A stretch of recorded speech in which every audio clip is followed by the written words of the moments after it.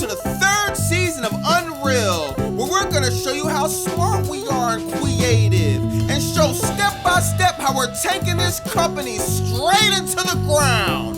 Get your backstage passes and enjoy the creative circus! I just sat through 5 hours of slap watching WWE Unreal, so you don't have to talk. I don't even know where to start. The level of incompetence with this company is at an all-time high. The level of lies and BS is at an all-time high as well. Watching this, I feel like a plastic surgeon. Why you say that, Bobby Monsoon? Because almost everything I seen was fake! But I guess we gotta give credit where it's due, right? You picked the perfect name for the project, Unreal. Now that I think about it on second thought, you actually could have picked a better name, like, I don't know, Unwatchable! Now I'm gonna be honest with y'all, as y'all obviously know I'm a mark for pro wrestling, and what Unreal is doing right now, whether you like it or not, is unprecedented. Throughout my whole life watching the Fed, I was always on the outside looking in. Kayfabe was always a serious thing, and keeping the magic of what these wrestlers do a secret was always a top priority. Triple H had a thing for pulling a curtain back and showing people the behind the scenes of the business all the way back to the 90s, man. When he did the curtain call with Kevin Nash, Scott Hall, and Shawn Michaels, he caught major heat with Vince McMahon and other top officials over it. Fast forward to 2026, now this same guy is spearheading a Netflix show that is exposing aspects of the business. Now, do I think it's the best for wrestling in the long run? No, I don't think the magician should ever let the audience know how the magic tricks are being done. But at the same time, I'd be lying saying watching this isn't intriguing. Like Tiffany Stratton almost breaking her nose after taking a move from Rhea Ripley, then explaining how she waited too long to break her fall, which caused her face plant. Or Chelsea Green and Matt Cardona's life, how Chelsea built their house around Matt's toy room. Or even the story with CM Punk and his dog Larry, how that affected him and AJ Lee, and how they were able to travel with Larry while they were both on the roster and even doing a photo shoot together. Stories like this humanize the characters on TV. It shows the audience that not everything is about wrestling and they actually have lives outside of it. Now, on the other hand, this show was frustrating to beyond belief. Like the story with Braun Breaker and how WWE originally planned for him to win the Royal Rumble. Then Triple H changed his mind because he felt like they would have been forcing Braun Breaker down our throats. What? This is literally the dumbest thing I've heard the whole show. So instead of having him win the Royal Rumble, or even being a runner-up, or even having him have a dominant performance, the idea was to eliminate him the first few seconds of the match. I understand if you wanted Roman Reigns to win because he's the bigger draw, but to essentially bury Braun makes absolutely no sense after y'all just told us he's the guy and he's the future. You put him next to Paul Heyman. You put him in a faction with Seth Rollins. Leading up to the Royal Rumble, he also talked about how he almost broke his neck at War Games. He went up to Triple H and literally said, "Man, I will break my neck for you." That was the beginning of the match. They was about to call the whole thing off and go in another direction, but Braun pulled it together, finished the match, hit all of his spots, and his reward was getting buried at the Royal Rumble. Or take this John Cena retirement situation. We finally got a chance to look behind the scenes of the decision making, and this was so annoying to watch. Apparently Cena had a direction he wanted to go to after his heel turn, booking the most boring matches possible. Well, Cena, you definitely accomplished that. Starting with WrestleMania 41, when he got arguably the worst WrestleMania main event of all time. Then you got Travis Scott interference at the end. After that, he has a pretty underwhelming match with Randy Orton at Backlash. The only thing good about that was the nostalgia. The actual in-ring work was slow and nowhere near the best from either guy. It got so bad that Triple H literally had to step in and tell Cena they needed to change direction because the Backlash was getting too bad and they still needed to deliver with the fans. Now, I'm always an advocate for wrestlers and bookers collaborating to come up with the best possible product, but if a wrestler comes up with an idea that isn't good, no matter who he is, the booker has to take control of the situation and come up with the most compelling storyline. Having Cena book a bunch of boring matches was a mistake from the beginning. Just like turning him heel without any direction or any long-term plan was a mistake too. After every season of Unreal, I feel the same way. Bruce Pritchard and Michael Hayes need to resign from this company. I know a lot of us like to blame Triple H and TKO because they rightfully deserve it, but these guys are sitting in the background coming up with some of the worst creative ideas imaginable and almost never catching any heat for it. Between them, there's literally 50 to 60 years of WWE experience between the two. Bruce has been there since the late 80s. He left for a while, then came back. Michael Hayes, he's been working backstage as a producer and creative since the late 90s. The main event scene needs a shakeup. The creative team needs a shakeup. Both of these guys are over 60 years old. When is the Fed gonna get somebody that's not a senior citizen in the creative room to make some decisions? Michael Hayes was the one who came up with the idea of Brock Lesnar squashing Cena one last time at WrestlePalooza that turned out to be one of the worst creative decisions of the year. We already got Brock suplexing Cena 100 times years ago. All they did was replay the same thing. It did nothing but make people angry. Bruce Pritchard suggested WWE be patient with Obafemi and Trick Williams when discussing bringing them to the main roster because he thought, I don't know, they weren't ready. Is this dude watching NXT at all? That's including Javon Evans. Anybody watching the product knew that these three were ready and it was long overdue. It was obvious when Oba had his moment with Brock Lesnar at the Royal Rumble that we could be on the cusp of one of the biggest matches in WrestleMania. Fast forward to now, they strapped the Rocket to Trick, they strapped the Rocket to Oba, and it seems to be paying off pretty well. One thing that stood out to me with these episodes is how everybody ignored any type of criticism of TKO. It amazes me how much bad press they've gotten, whether it was high ticket prices, cutting wrestlers pay cut 50%, releasing wrestlers while they were injured, or the long list of other things this company has done, and not to mention any of it, there's literally millions of fans criticizing TKO decisions, and they're just acting like it doesn't exist. They brought Pat McAfee in a situation with Randy Orton and Cody Rhodes ignoring 10 plus years of history. That's a decision that came directly from TKO headquarters that got ignored. CM Punk literally called them out on the episode of Raw. He called Pat McAfee, which was funny still to this day. They didn't even mention that. TKO really thought we would forget about all of the BS that they've done since acquiring WWE. How could we forget? It gets worse every single year. Oh, they're trying to dodge and hide from taking accountability. Between me and you, when it comes to hiding, they're doing about as good as an elephant in a studio apartment. You gotta be kidding me. This company is literally allergic to taking accountability. You start to criticize them, oh, they get the itching. Their eyes get puffy. Their lips get swollen. You might even hit them with the EpiPen so they don't go out from allergic reaction. They can't take it.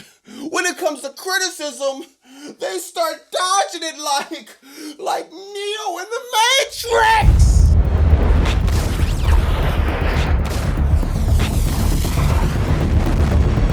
Oh, why you say that, Bobby Monsoon, exclusively on BobbyMonsoon.com. Y'all asked for it and it's here.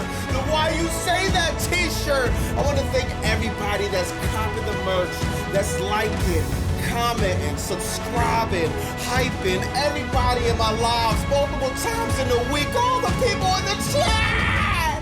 I want to thank everybody, man. Y'all really helped the channel grow. Thank you from the bottom of my heart. BobbyMonsoon.com. And why you say that shirt now? Back to the content! Dynamite started off with Kenny Omega, Will Ospreay, and Jon Moxley in a backstage segment. Jon Moxley is trying to drive a little wedge between Ospreay and Omega. I don't know, man. You know, Omega doesn't really trust Jon Moxley. They got a trios match at the main event tonight, so it started off with that. To be honest, nothing really too exciting, if you ask me, bro. I still don't understand how people are saying this is better than MJF versus Ospreay. MJF literally hog spit in Ospreay face at Beach Break. I don't see in what word. From that alone, it should be the fade. Forget about the classic match they had on All In. Forget about the hour Iron Man match they had at Dynamite.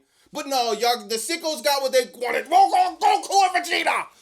The sickos, you got what you wanted. Great. I'm going to let Tony Khan cook on this one, y'all. I'm going to sit down, what y'all told me. Shut up and watch Collision, right? I'm going to shut up and I'm going to watch how this plays out. Right now, as it stands, I'm not that excited about it, man. But we'll see what Tony Khan cooks. It's a lot of weeks before All In, so I'm going to trust the process. And he been cooking all year, so Tony Khan at least deserves that. We go into the first match with two-belt Jet Kenny, Jet 2 belts, whatever he calls himself. But we all know he won't be 2-belt Jet at Redemption because there is no way on God's green earth he's gonna go over Kenny Omega. This is just an opportunity for Kevin Knight to look good in front of a crowd, the Canada crowd, the main event of pay-per-view. Darby Allin, as always, taking that punishment, got put through the steel steps. This was a fire spot from these two. Now, we all knew Kevin Knight was gonna beat Darby Allin in this match and retain the TNT title, but we didn't know the Don Callis family will be in disarray. I don't know what's going on, man. Kyle Fletcher came out after Kevin Knight won his match, and these two had a little bit back and forth, man. Kevin Knight tells Kyle that, man, I ain't need nobody from Don Callis' family to help me beat Darby Allin. Kyle Fletcher says, cool, I don't need nobody from Don Callis' family to beat Bandito this weekend. So we're going to see how that plays out. Also, Kevin Knight, he defended that title, the TNT title, 10 times, beating Kyle Fletcher's record. And yo, this got me thinking, man, like, what are they gonna do, bro? Are you planting the seed for All In to be Kyle Fletcher, Kevin Knight? Sign me up for it, man. The seeds are planted right now. I don't know what's going on with the Don Callis family, but we got a lot of moving parts. You got Andrade left, Takeshita left, two of our two biggest stars. Now we got Kevin Knight. He won the 2 belts, but he got heat with Kyle Fletcher, who got heat with Okada. Where did that come from? I don't know what's going on with Okada, but he's giving some dirty looks when my man Kyle Fletcher got his back turned, but when he's looking at him, he's being very apologetic. I gotta call bro phone and see what's going on, man. I'm gonna see what Okada's on for y'all, and I'll report back. Right now, the Don Callis family, we on shaky grounds, but we're going to be okay, man. Trust me. We got Kyle Fletcher. We got Kevin Knight. We got Okada. And when we get close to All In, all of the pieces are going to fall in place. Don Callis' family will walk out of All In with all the belts. You could guarantee that. Next, some news dropped. They added a no-holds-barred stipulation from the Painmaker to Tommaso Ciampa. The Psycho Killer match. I think Redemption needed this desperately. This is one of the matches I'm definitely looking forward to. After that, you had Tekla versus Willow Nightingale. A lot of BBWs. Willow Nightingale in the building, man. Yo, y'all know Willow Nightingale in my top 5, man. I always say this. I always say she's by far my favorite AEW women's wrestler. I know my man Chris Collins thinks Willow Nightingale gonna take the belt, and we're gonna do Willow Nightingale and Mercedes Moné, but there's time. If anyone is listening, there's time.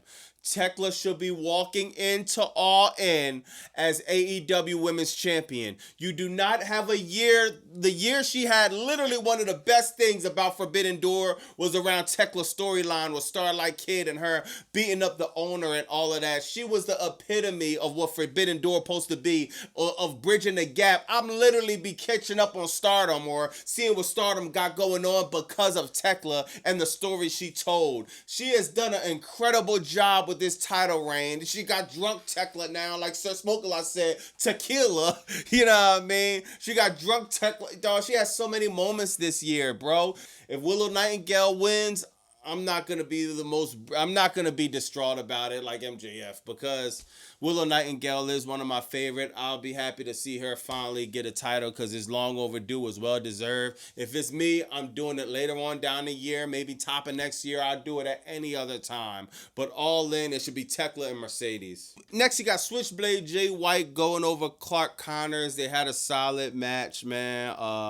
David Finlay wound up attacking Jay White with the shillelagh, and then you got the Bang Bang Gang coming out to save Jay White. To be honest, if you don't know anything about the Bullet Club and New Japan and all of that, you're a little bit lost in this storyline. Now, maybe I need to watch the Bullet Club documentary, y'all. I didn't watch it. I'm sorry.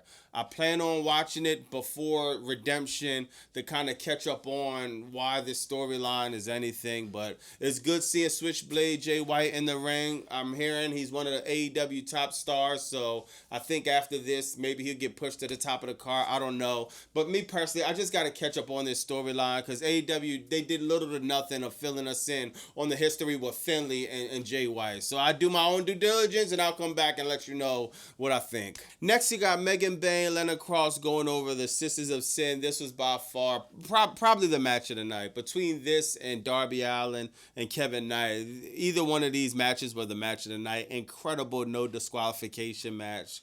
Divine Dominion, they just doing an incredible job so far with the tag team titles.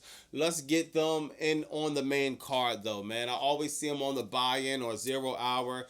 I want to see them on Dynamite a little bit more. I want to see them on the main card of All In. I don't want to see them on the buy-in or nothing like that. They've been doing an incredible job. No DQ match. One thing I got to say about AEW women's division that I just love over WWE, especially right now. WWE didn't even book a match for the women this past Monday. They not only book a match, but they took it to a little another level, man. You got women getting put through tables. Sky Blue got a little color, man. These women want to prove that they can perform on the level as the men, and I think they deserve a platform to perform to do that. So shout out to Tony Khan, AEW, for that. Now the last match of the night, you had the Don Callis family, of course, losing to Ospreay, Moxley, and Kenny Omega. At the end of the match, Kenny Omega about to hit the V-trigger. The Don Callis family, Kevin Knight comes out and holds up 2 belts and does his best job to make a believable situation like he's gonna win Sunday. We know he doesn't have a chance. It won't even be close, to be honest, man. You also got the Young Bucks coming out, man. The Young Bucks saving the day, jumping in, and you just got a whole melee between Death Riders, Young Bucks, Don Callis family. And that's the go-home show of AEW Dynamite. I know I'm going to have people in my comments, Bobby Monsoon, this Dynamite wasn't a 10 out of 10 for you. It wasn't, sir. I'm sorry, bro. It was a cool episode of Dynamite. It's better than Crackdown. It's better than Raw. I just have a lot of questions. Where is Hangman Adam Page at? I'm sorry. He's a part of my top 5. You put him back on Collision. I got excited that he's back. Now he disappears. People telling me he's injured. I didn't get that news. I seen he had a vasectomy when his name came up, but I didn't get the news Hangman Adam Page was injured. If he was, can somebody, Tony Schiavone, can somebody update on this? He's a part of my top 5, so I want to see him. I'm guessing we're just going to get through Redemption and go on to All In. At this point, I'm ready to go to All In. If you're asking me about MJF, let me make it clear for the 1,000th time, because I said this 100 times on my live. I don't care about what MJF is doing at All In. put him in a match versus Andrade. Let Andrade go over. I actually would like that idea, bro. I know MJF will not be in the title picture. He'll not be in the main event. I looked at it as spilled milk and I mopped it up and got rid of it. I didn't try to sweep the milk back in the carton. It's over. I don't care, bro. Seriously. We're doing Vegeta versus Goku at All In, and I'm all for it. I'm ready for a great match. This is a cool episode of Dynamite, man. I don't know. Let me know in the comments what y'all think about All In or Unreal.